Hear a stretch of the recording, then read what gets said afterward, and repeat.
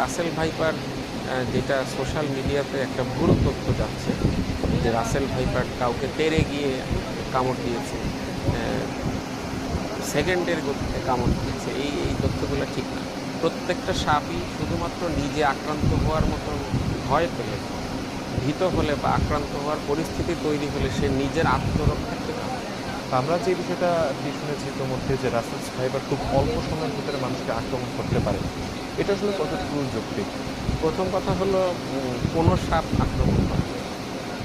সাপ একটা শিকারী প্রাণী, সে তার শিকার ধরার জন্য সে লুকিয়ে থাকতে পারে, কিন্তু মানুষকে কখনো সে আক্রমণ করে আঘাত করবে এটার কোনো বৈজ্ঞানিক ভিত্তি নাই।